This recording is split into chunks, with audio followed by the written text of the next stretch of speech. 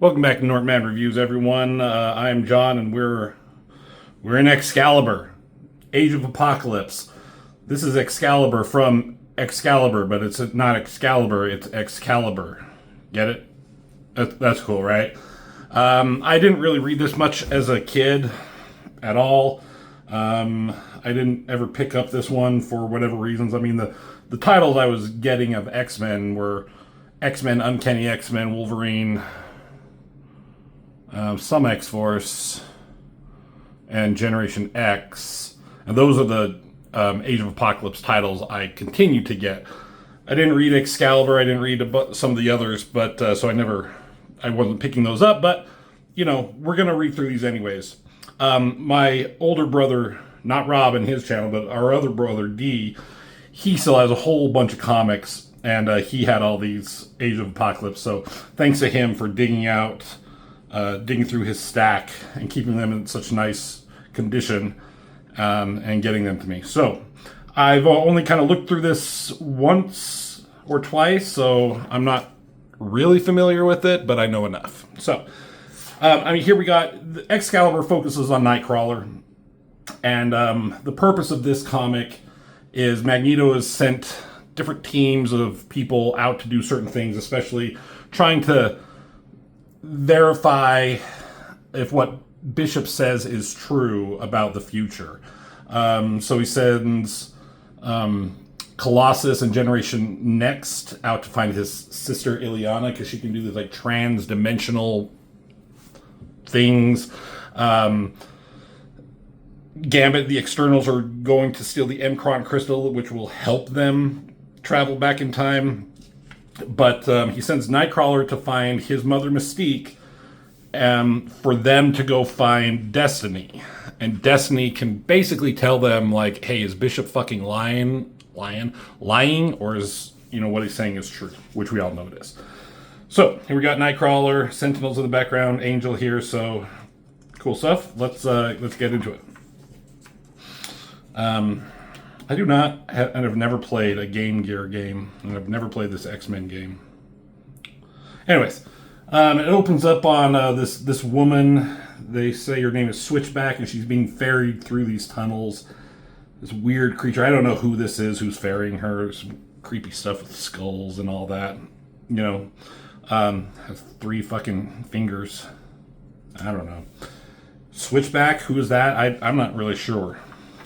But here she comes and she meets with Kane. Now, this is Juggernaut. He's got he's huge. He's the size of Juggernaut. Does he have the Crimson Gem of Citarak? I have no idea. I guess he could still in this Age of Apocalypse. So she's dropped off to him, and he's to take her into what they're called Avalon. It's a refuge for both humans and mutants who want to live in peace and get away from Apocalypse and all the horrific shit that's going on in the world, right? But you have to basically give up, I don't know, you have to buy your way there. It's not like you can just go. And she says here, give away everything I owned. And she thought she was being scammed at first, but he's trying to tell her no, it's for real. So a lot of this narration is kind of in her mindset. She's kind of talking about how cold it is, because Avalon, from my understanding, is the Savage Land. And so they have to go through the Antarctic together. So it's fucking cold, and she's fucking just pissy because she's miserable. They talk about he's telling a story. That's later. But he tells a story about some dead brother that she doesn't give a fuck about. She's kind of talking about how cold it is. This fire isn't doing anything. She's just miserable. She's just in a bad mood. And that's fine. And because he said, how is it? And that's when she starts bitching about everything. And he's like, no.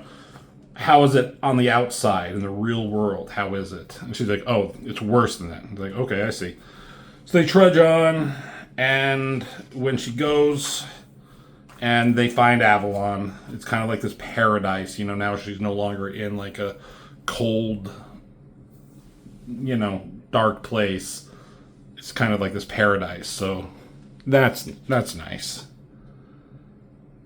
The haven secreted deep in the hands of the Antarctic, warmed by the breath of miracles, Avalon. All right, so we cut to not America, and we got these sentinels flying through what must be New York City. Why are sentinels just flying through New York City? I mean, all these issues are crossing over, and there's, I think, in Amazing X-Men, there's like a evacuation of a bunch of humans they're trying to get to, so maybe that has to do with part of it. Either way, cool shot. Cool down angle of Ken Lashley, the penciler. And I was kind of surprised about this. Warren Ellis is the writer of this comic book, so I wonder if that's gonna... Like, Warren Ellis is a fantastic writer. He's done stuff like The Authority and Planetary. Check out my brother Rob's channel. He's been going through some Planetary stuff by Warren Ellis, which is really good. So he becomes like a great writer, and this is before all that. But we'll see how it goes. So we go to Heaven, and this is a place that's run by Angel. We've seen it a couple of times in Factor X and X-Men Alpha, and it's just a nightclub, a place for mutants to go. It's a nice place, it's funny. He named it Heaven. He's an angel. It's appropriately named because it's like the one spot of heaven and the hell, blah, blah, blah. But Angel acts as a, I don't know what you call him, like a broker of information. He can get things for people. He can help them with things. Gambit needed his help getting to Magneto and all that. And he's walking through, and someone's in his room. Worthington, have the arrangements made, or must I become annoyed? And it's Nightcrawler. Nightcrawler, along with his teleportation abilities, they don't talk about this much anywhere, but he basically has the ability, I don't know if it's a mutant power, or if it's just with his like skin and everything, to basically become invisible within shadows. I think I learned that from like a Marvel Comics trading card talking about him. And Nightcrawler, he's kind of a bitch. I mean, he's fine. He's just like, he's more cold-hearted in this world, as are most people. He's not as nice as he is in the Prime universe. And he's kind of like, hey, fucker, I'm trying to be stealthy. You don't need to call my name, Nightcrawler, so loud for everyone to hear you. Just call me Kurt Darkholm. Because apparently here he knows that Mystique is his mother, so it goes by her last name. So, and he's like, now, have my travel arrangements been made? And Angel's is like pissed. He's like, I'm legit now. I don't want to be a front man for terrorists. And that pisses off Nightcrawler, because he was going to turn on the lights. Yeah. Oh, he's clicking something there. Nightcrawler smashes it. No lights. It's like, you will be whatever I tell you to become. You exist solely upon the excellence of your groveling to Apocalypse and your worth to us. He's like, understood? So he's basically telling him, hey, if you're not worth to us, I'm just going to fucking murder you here. And Angel's like, I'm not what you think I am. He's a nice guy. He has a heart of gold. But Nightcrawler don't give a fuck right now. So he's like, okay, I need you to take me to Mystique, and then we can then go find Destiny, because Mystique is the only one who knows what Destiny looks like. I think, yeah, Magneto will explain it back here. But they know Destiny is in Avalon, but they need Mystique to find her. So they're talking about shit. Angel starts like bad-mouthing about Mystique, saying like, oh yeah, she's so great. She dumps them in the freezing sea to die, takes everything from them, and makes a nice little profit off of it. And that pisses off Nightcrawler. He fucking just punches him right in the goddamn mouth. Teleports to punch him. See? That's kind of cool. But fine. He's like, you go here, you go to this warehouse and ask for Proud Star. And then, so Nightcrawler takes off. Don't let me see you again. Nightcrawler, yeah, man, don't fuck with him. So we go to Magneto's stronghold, base of the X-Men. And so now he's speaking to Mystique. And I guess it's her on these video screens that looks like Xavier. Why she's like mimicking him, I don't know. But she doesn't want to go to Avalon for reasons we don't understand at this point. But Magneto's like, hey, fuck you. I'm not asking, I'm telling you to. You're gonna hook up with your son, and you guys are both gonna go. And she's still like, no, I'm not going to do it. Like, he must tell you why I don't want to go there. And Magneto again's like, I don't care. This has to be done. You will comply. If you don't, he tells her, if you don't basically do what I say, I'm going to out your location to Apocalypse, and he's going to fuck with your whole life. So, and here's where he says, you're the only person outside Avalon who knows Destiny by sight. And it's like, you need to do this or else. And she's like, fine, at least I can see my son. We all need a future to look forward to. That's kind of a cool image as she leaves, whatever. So go back to Nightcrawler here. And it says Stark here. That must be a Tony Stark thing.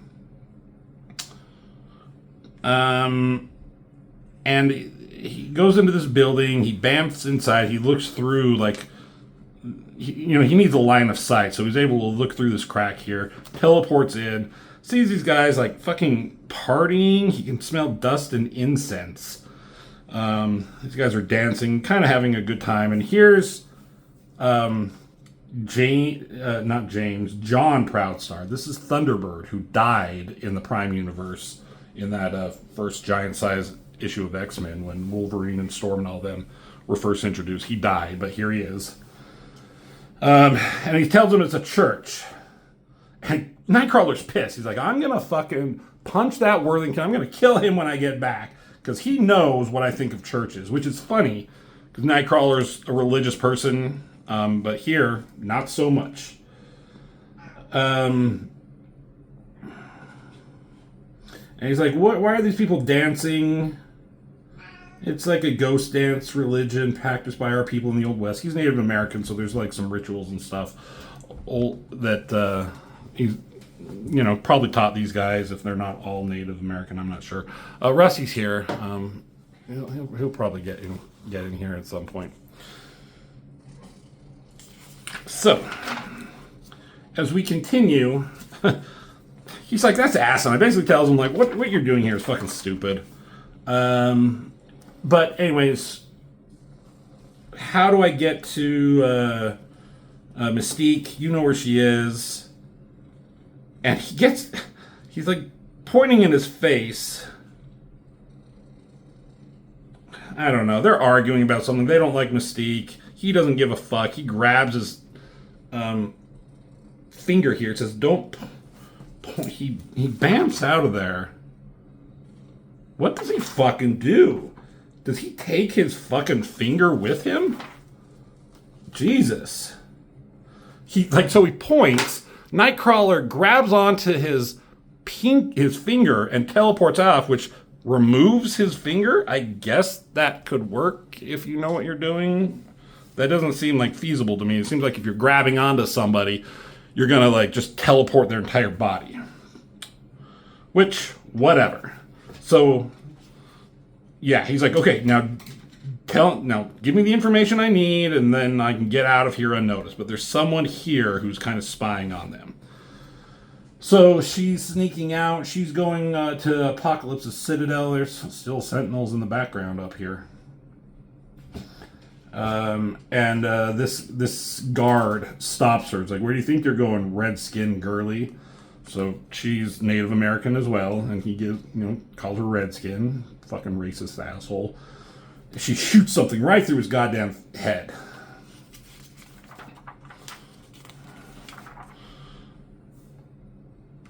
And she goes in and she's able to meet with Apocalypse. Some dialogue here talking about the Madrid clergy who are a thing in Amazing X-Men. Rusty! Rusty, Rusty, Rusty, Rusty. Get out of here. Get out of here. Should we play? Huh? Should we play? Yeah. He didn't like that. He's fine. So anyways, Apocalypse is here, and he's got this guy. Like, who the fuck is this rotting zombie corpse? And it tells her that she's Danielle Moonstar. So you had Proudstar back here, John Proudstar. Now you got Danny Moonstar. Proud, Moon, whatever.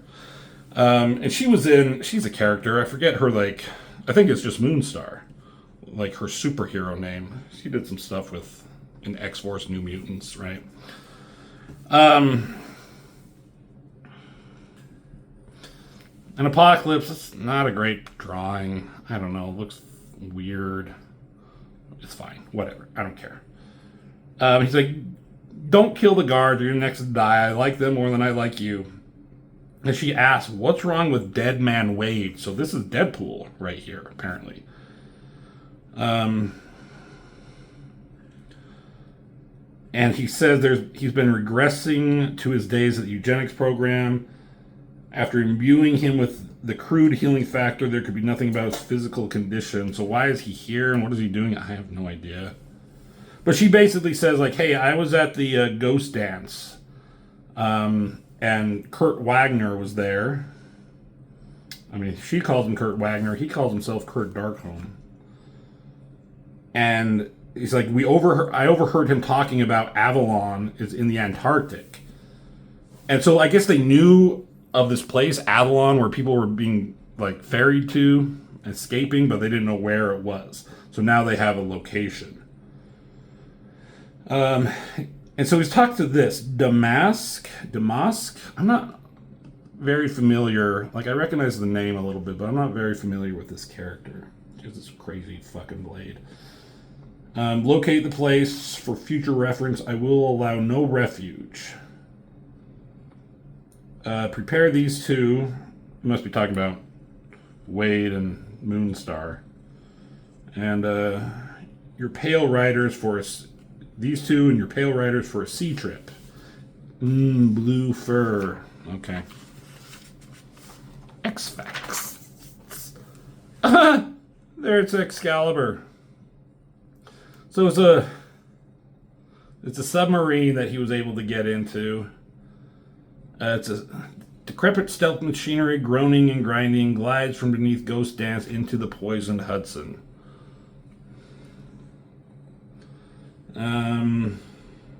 Yeah, so Nightcrawler's in this thing and he's off, and you know he has his information, so his mission is just starting. So we go to Avalon, and this woman, Switchback, she meets Destiny for the first time. And she says, when they touch, something like, you know, Destiny has the power to see into the future. So when they touch here, she kind of has this freak out moment. And it's burning, and God help us all, I see the apocalypse. And that's the end of the issue.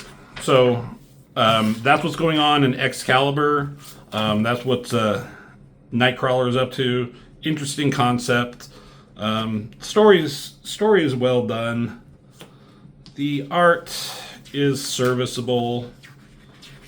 I mean, this is very 90s shit back then, like all these muscles. It's fine. Ken Lashley, I know that name. He's probably done other things. Look at this goddamn cat. Look at this cat. Look at this cat. Oh God! Ow! That's what. Okay. Ow. Okay. Your claws, dude. We need to cut your claws. He's like, that's what you get for fucking with me earlier. So, thanks for watching. Thanks for saying hi to Rusty. Give the video a like for Rusty's sake alone. I need likes to get money to feed Rusty. So if you don't like this video, that means you don't like Rusty and you're going to let him die. I need money for this cat food. Right, buddy? Don't tell anybody that you get fed like a fat fuck. Okay. Okay. Thanks, everybody, for watching. And as always, I will see you in the next video.